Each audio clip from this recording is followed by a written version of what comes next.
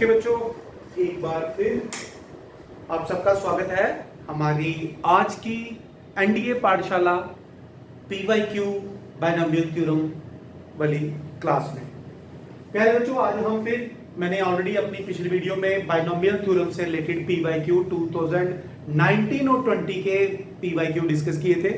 आज हम डिस्कस करने जा रहे हैं 21, 22 और 23 में जो आए हुए पीवाईक्यू है बायनोमियल थ्योरम चैप्टर से। तो चलिए, पहला क्वेश्चन है what is the coefficient of the middle term. ये क्वेश्चन आया हुआ है 2021 एनडीए 1 में आया हुआ है। कहते हैं कि इस एक्सप्रेशन में जो मिडिल टर्म है उसका कोएफिशिएंट क्या है।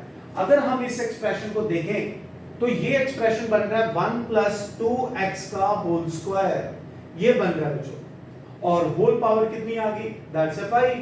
तो जब मैं इसको सिंपलीफाई करूं तो ये बनेगा 1 + 2x रेज़ टू पावर 10। ये हमारे पास आ जाएगा एक बायनोमियल एक्सप्रेशन। अब पावर n क्या है, इवन है, तो इसका मतलब 11 टर्म्स होंगी। तो मिडिल में कौन सी आएगी, when n is even, तो मिडिल टर्म जो बनती है जब n इवन हो, यहां n क्या है, इवन है, तो बेटे मिडिल टर्म क्या बनेगी, n/2 + 1th टर्म, ये वाली टर्म बनेगी। तो 10/2 5 + 1 6 टर्म, 6 टर्म का जो कोएफिशिएंट होगा वो है आपका मिडिल टर्म का कोएफिशिएंट। तो 6 टर्म के लिए r 5 पुट करना होगा, तो यह आएगा 10c5 1 रेज़ टू पावर 10 - 5 और 2x रेज़ टू पावर 5, ये आ जाएगा बच्चों। ये अब हम इसको सिंपलीफाई करेंगे तो ये आएगा 10c5 into 2 raise to power 5 into x raise to power 5। तो इसका जो कोएफिशिएंट बनेगा प्यारे बच्चों वो ये बनेगा। ये अगर हम इसको सिंपलीफाई करें तो 10 factorial upon 5 factorial into 5 factorial into 32, ये आ जाएगा बच्चे। ये तो आप सिंपलीफाई कर सकते हैं 10 9 8 7 6 इंटू 5 फैक्टोरियल, और यहां पर आ गया 5 फैक्टोरियल इंटू 120 लिख देते हैं 8, और ये साथ में 32 है। तो एक 5 फैक्टोरियल कैंसिल आउट कर देते हैं, तो एक 0 भी यहां पे मैं कैंसिल आउट कर देता हूं। ये 6, ये 2 आ गया, ये 2 आ गया, ये 16 आ गया। तो मेरे पास बन गया यहां पे 9 × 8 72 इंटू 16 इंटू 7, आप कर सकते हैं 112। इसको मल्टीप्लाई कर लीजिए, दिस इज योर आंसर। तो ये था जो मिडिल टर्म का कोएफिशिएंट था प्यारे बच्चों। तो सबसे पहले कोई भी बायनोमियल एक्सप्रेशन दिया जाएगा तो आपने ये देख लेना कि उस एक्सप्रेशन को क्या हम सिंपलीफाई कर सकते हैं, यदि कर सकते हैं तो आगे करेंगे। तो इसमें n10 आ गया, तो क्लियर कट 6 टर्म जो है वो आपकी मिडिल टर्म है, और उसी का कोएफिशिएंट हमने फाइंड आउट कर दिया प्यारे बच्चों। सो जल्दी से आप इसको कॉपी करिए प्यारे बच्चों।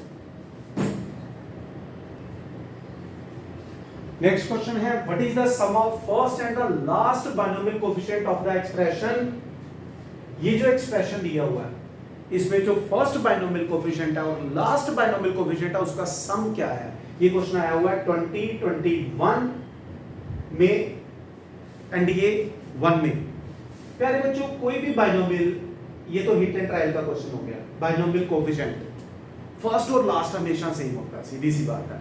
तो अगर हम इसका देखिए तो क्या बनेगा 2n, और फर्स्ट और लास्ट हमारे पास सब जानते हैं क्या होने वाला है, 2nc0 1 रेज़ टू पावर क्या आ जाएगा, x raise to power n और x की पावर 0, फिर आ जाएगा 2nc1 1 की पावर 2n - 1 x की पावर 1, और लास्ट में हमारे पास आ जाएगा 2n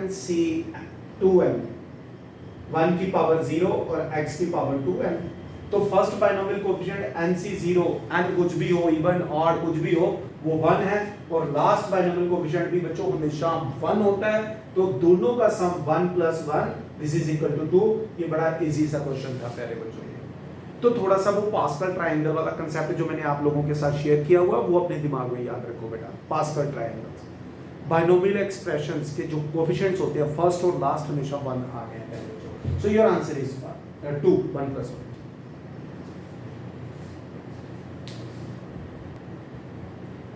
ओके बच्चों, एक और बहुत ही इंपॉर्टेंट क्वेश्चन और बड़ा ही इजी क्वेश्चन आया हुआ है। मैं बार बार दोहरा रहा हूं कि number of terms find out करने वाला क्वेश्चन बायनोमियल थ्योरम में कंफर्म आता है। अलग अलग तरह के एक्सप्रेशन होते हैं। और ये आया हुआ है एनडीए 2021 सेकंड। क्या लिखा हुआ है? How many terms are there in this expansion, कि इसको जब हम एक्सपैंड करेंगे तो कितनी टर्म्स बनेगी। जब भी नंबर ऑफ टर्म्स का क्वेश्चन सॉल्व करना हो तो पहले वो देख लो कि क्या वो मॉडिफाई तो नहीं हो सकता, उसको री एक्सप्लेन तो नहीं कर सकते। जैसे अगर हम देखें तो ये बनता है a upon b plus b upon a का होल स्क्वायर और होल पावर इसकी कितनी है 21। तो ये बन गया हमारे पास a upon b plus b upon a raise to power 42।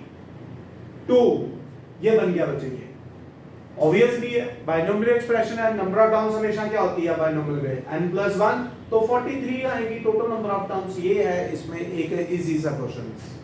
तो नंबर ऑफ टर्म्स का क्वेश्चन जो है मार्क करेंगे हम इस पे, very very very very important, याद रखिएगा ये ऐसा क्वेश्चन है प्यारे बच्चों। हरी अब जल्दी से इसको नोट करें अपनी नोटबुक पे। अब बढ़ेंगे हम अपने अगले PYQ पे। ओके बच्चों, एक और एनडीए PYQ बाइनोमियल थ्योरम से 2021 सेकंड। बड़ा इंटरेस्टिंग सा क्वेश्चन दिया हुआ है। क्या बोला हुआ है? कहता कंसीडर द एक्सप्रेशन, इस एक्सप्रेशन को देखिए, let PQRS be the coefficient of first second and n+1 term in this expansion, then what is the value of PS plus QR? तो प्यारे बच्चों सबसे पहले अगर हम इस एक्सप्रेशन को देखें 1 plus x raise to power n, तो ये आ रहा है NC0, फिर आ जाएगा NC1 x, फिर आ जाएगा NC2 x स्क्वायर, लास्ट में आ जाएगा NCn x raise to power n। ये आ रहा है। P क्या है? कोएफिशिएंट ऑफ फर्स्ट टर्म क्या है? NC0 is equal to P, यानी कि P की वैल्यू आ गई हमारे पास 1। Second term NC1 is equal to Q, NC1 क्या होता है n, तो n की वैल्यू क्या आ गई Q। nth टर्म याद करो जरा, r+1 टर्म, फॉर्मूला क्या है NCR, यही होता है ना r+1 टर्म का ये कोएफिशिएंट। तो यानी कि अगर आपने r+1 टर्म सॉल्व करनी है तो r एक कम होगा, यहाँ r+1 है तो यहाँ r, यहाँ r+2 है तो यहाँ पे r+1। अब यहाँ nth टर्म है, अगर ये nth टर्म है तो rn-1 होगा, NCn-1 इज इक्वल टू आपके पास आ गया r। और प्यारे बच्चों याद रखनी है आपने एक चीज, NCn-1 binomial coefficient from the beginning and the last हमेशा सेम होता है। जैसे NC0 किसके इक्वल है? NCn के, तो NC1 किसके इक्वल है? NCn-1 के। इसका मतलब ये दोनों बराबर है। यदि ये दोनों बराबर है तो इसका मतलब इसकी वैल्यू n है तो इसकी भी वैल्यू भी n हो गई, तो n किसके इक्वल हो गया? r। तो बच गया हमारे पास n+1 टर्म, तो इसका मतलब n+1 टर्म का जो कोएफिशिएंट है n+1 यानी कि NCn that is equal to s, यानी कि s की वैल्यू भी आ गई 1। तो यहां पुट कर देते हैं, p कितना आ गया 1, s कितना आ गया 1, q कितना आ गया n, और ये भी n, तो ये बन गया 1 + n² is the required answer. थोड़ा सा केयरफुली करेंगे इस क्वेश्चन को। कि लिखा क्या हुआ था कि PQRS be the coefficient of first, second and n+1 term. तो अपने सारे कंसेप्ट को अपने पास संभाल के रखें, तो ये क्वेश्चन हमें बिल्कुल भी परेशान नहीं करेंगे। और ये था 2021 सेकंड। तो ये है हमारा आज का PYQ। अब हम बढ़ेंगे अपने नेक्स्ट PYQ पे। तो जल्दी से इन सारे PYQ को अच्छी तरह से रिवाइज करें, शेयर करें और बार बार इसके रिकैप्चुलेशन करते जाएं और देखें ट्रेंड क्या है क्वेश्चंस का। कहीं बाइनोमियल कोएफिशिएंट से रिलेटेड आ रहा है, कहीं मिडिल टर्म का क्वेश्चन आ रहा है, कहीं नंबर ऑफ टर्म्स का क्वेश्चन आ रहा है। ये 3-4 कंसेप्ट बार बार घूम रहे हैं, ध्यान रखना ये प्यारे बच्चों। हरिया ओके बच्चों, बढ़ते हैं अपने अगले क्वेश्चन पे, क्वेश्चन नंबर 6 पे, जिसमें लिखा हुआ है how many terms are there in the expansion. फिर आगे नंबर ऑफ टर्म्स वाला क्वेश्चन, यानी कि भाई साहब नंबर ऑफ टर्म्स वाला, ये 2022 में एनडीए 1 में आया हुआ था, नंबर ऑफ टर्म्स वाला क्वेश्चंस तो आप अच्छी तरह से ध्यान रखेंगे, ये क्वेश्चन आते हैं पहले। तो क्या लिखा हुआ कि भाई साहब इसमें नंबर ऑफ टर्म्स बताओ। तो बेटा नंबर ऑफ टर्म्स के लिए पहले अपने एक्सप्रेशन को देख लेना। अगर हम इसको देखें तो ये a plus B a minus B जैसा दिख रहा है, क्योंकि इसकी पावर बराबर है, सेम है। तो बेस हम मल्टीप्लाई कर देते हैं, तो ये बनेगा 1 minus 4 upon x square, a plus B a minus B, तो होल पावर आ जाएगी हमारे पास 9। ये एक बाइनोमियल एक्सप्रेशन है। टोटल नंबर ऑफ टर्म्स होती हैं n प्लस 1, यानी कि आ जाएगा 10 बन जाएगी इसकी total number of terms. That's it, very simple questions. Hurry up. Okay बच्चों, नेक्स्ट हमारा क्वेश्चन है, ये आया हुआ है 2022 1 में ही एक स्टेटमेंट दी हुई है, x plus Y raise to power 10, तो टोटल नंबर ऑफ टर्म्स कितनी हो जाएगी? 11। उसने कहा coefficient of the six term has the highest value. प्यारे बच्चों, किसी भी बाइनोमियल एक्सप्रेशन में जो मिडिल टर्म का कोएफिशिएंट होता है न्यूमेरिकली वो हाईएस्ट वैल्यू होती है, जितने भी बाइनोमियल कोएफिशिएंट उस बाइनोमियल में होते हैं। तो अगर हम देखें इसमें n 10 है तो मिडिल टर्म होगी 6, तो 6 टर्म का जो कोएफिशिएंट होगा उसकी हाईएस्ट वैल्यू होनी ही चाहिए। तो यही वो बोल रहा है, इसका मतलब स्टेटमेंट 1 करेक्ट है। अगले में कहता है coefficient of the third term is equal to coefficient of ninth term. प्यारे बच्चों, इसमें कितनी टर्म बनेगी? 1 t1 t2 t3 t4 t5 t6 t7 t8 t9 t10, तो t11 11 टर्म्स आएगी। इनका बाइनोमियल कोएफिशिएंट सेम, इनका बाइनोमियल कोएफिशिएंट सेम, इनका बाइनोमियल कोएफिशिएंट सेम, इन दोनों का सेम, इन दोनों का सेम, इसका तो एक ही आएगा, ऐसा ही होने वाला है। तो क्या कह रहा है? थर्ड का और नाइन्थ का यहां देखिए सेम है, वो भी यही बोल रहा है। इसका मतलब both the statement are correct. जल्दी से नोट करिएगा।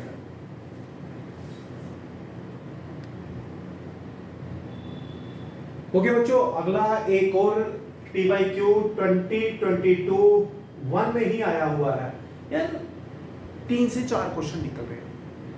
What else you need? क्या चाहिए? और 4 क्वेश्चन भी आते हैं तो मतलब 10 नंबर हम ले सकते हैं, 3 भी आगे 7.5 नंबर ले सकते हैं। दिमाग से बच्चों ध्यान रखिए, स्मार्ट वर्क करने की जरूरत है। तो क्या कहता है? ये दो बाइनोमियल कोएफिशिएंट है, what is the value of this? इसका मतलब सबसे पहले हम n सॉल्व कर लेते हैं। पहले बच्चों हमें क्या दिया है? 3nc2n is equal to 3nc2n minus 7। Property है बाइनोमियल कोएफिशिएंट की जो मैंने बताई हुई है। जब भी दो बाइनोमियल कोएफिशिएंट इक्वल हो तो n is equal to x plus Y, याद है आपको? ncx is equal to ncy हो तो n किसके इक्वल होता है? x plus Y. तो इसका मतलब 3n किसके इक्वल हो गया? 2n plus 2n minus 7। तो 2n 4n, 3n is equal to 4n minus 7। तो n की वैल्यू आ गई आपके पास कितनी? 7। भाई साहब n 7 आ गया। What do you want to calculate? You want to calculate C7(2), यानी कि 7C2। 7C2 का क्लियर कट मतलब आ गया 21। So this is your answer. n factorial upon r factorial n minus r factorial का फार्मूला लगाएं and you will get the answer. That's it. ठीक है, जल्दी से इसको नोट करें प्यारे बच्चों। अब बढ़ेंगे हम अपने नेक्स्ट PYQ पे। भाई साहब बहुत बढ़िया क्वेश्चन आया हुआ है एक और 2022 में ही NDA 1 में। कहता है what is the maximum value of n such that this expression 30 factorial plus 35 factorial. कहता है इस एक्सप्रेशन को ना 5 की पावर n डिवाइड कर सकता है। एग्जैक्टली n क्या होना चाहिए? n की मैक्सिमम वैल्यू क्या होनी चाहिए? प्यारे बच्चों, सबसे पहले हम एक काम करते हैं, इन दोनों में से 30 फैक्टोरियल कॉमन ले लेते हैं। तो ये बचेगा 1, ये बचेगा आपके पास 35 इंटू 34 इंटू 33 इंटू 32 इंटू 31, यहां तक। प्यारे बच्चों, ये जो एक्सप्रेशन है this is not divisible by 5, not divisible by 5। ये वाला एक्सप्रेशन, ये एक्सप्रेशन है डिविजिबल बाय 5, डिविजिबल बाय 5। तो हम एक काम करते हैं, आपको याद होगा मैंने आपको एक कंसेप्ट समझाया हुआ है, किसी भी नेचुरल नंबर के फैक्टोरियल में कितने प्राइम नंबर प्राइम एक्सपोनेंट आते हैं, यानी कि कितने 2 आ सकते हैं, कितने 3 आ सकते हैं, कितने 5, कितने 7, ब्ला ब्ला ब्ला ब्ला। ठीक है, तो ये चीज ध्यान रखना। तो सबसे पहले हम देखते हैं कि भाई साहब 30 फैक्टोरियल में कितने 5 आते हैं, एक्सपोनेंट ऑफ 5। तो आपको मैंने एक ट्रिक बताया हुआ है, ग्रेटेस्ट इंटीजर फंक्शन के अंदर 30, जैसे मैं ढूंढना चाहता हूं कि 5 कितने आएंगे, 30 divided by 5, 30 divided by 5 square यानी कि 25, 30 डिवाइडेड बाय 5 क्यूब, 5 क्यूब क्या होगा 125, 30 को 125 से डिवाइड करेंगे तो 0 पॉइंट समथिंग, उसकी ग्रेटेस्ट इंटीजर वैल्यू 0 है, तो वहां हम नहीं जाएंगे। इसको जब मैंने डिवाइड किया तो पाया 6, इसको जब मैं डिवाइड कर रहा हूं 30 को 25 से तो 1 पॉइंट समथिंग की ग्रेटेस्ट इंटीजर वैल्यू आ गई 1, तो यानी कि 7, कि भाई साहब इसके अंदर 7 5 आएंगे ही आएंगे। इसका मतलब इसको कौन डिवाइड कर रहा है, इसको कर रहा है 5 की पावर n, तो n क्या होगा भाई साहब, n 7 होगा। मैक्सिमम वैल्यू n की 7 ही होगी इसमें, जो इस एक्सप्रेशन को एग्जैक्टली डिवाइड कर रही है प्यारे बच्चों। तो ये ध्यान रखिएगा, ये बहुत ही इंपॉर्टेंट ऐसे क्वेश्चंस को भी मैं वीवी इंपॉर्टेंट बोलूंगा, याद रखना ऐसे क्वेश्चंस। आगे बढ़ेंगे अब हम अपने नेक्स्ट क्वेश्चन पे। ओके बच्चों, एक और बहुत ही इंपॉर्टेंट PYQ लेकर आपके सामने आया हूं। ये आया हुआ है 2022-1 एनडीए में। ध्यान से पढ़िए क्या लिखा हुआ है। n नेचुरल नंबर हम जानते हैं, n factorial divided by 3 factorial, ये जो एक्सप्रेशन है 6 इसको हमेशा डिवाइड करता है for all the value of n greater than 3। तो चलिए भाई साहब n की वैल्यू 1 ले लेते हैं फर्स्ट स्टेटमेंट के लिए, कोई भी से 4 ले ली, तो 4 फैक्टोरियल अपॉन 3 फैक्टोरियल, ये होता है 24, ये होता है 6, आपका आंसर आ गया 4। पर 4 इज नॉट डिविजिबल बाय 6, खत्म बात। बाकियों में कईयों में हो ना हो हमें कोई लेना देना नहीं है। उसने बोला था कि n ग्रेटर देन 3 के लिए ये स्टेटमेंट ट्रू है, हमने n की वैल्यू 4 ले ली, डाली इसमें 4 फैक्टोरियल अपॉन 3 फैक्टोरियल, आंसर आया 4। 4 तो डिवाइड हो नहीं रहा, तो this statement is not correct, खत्म बात। Hit and try.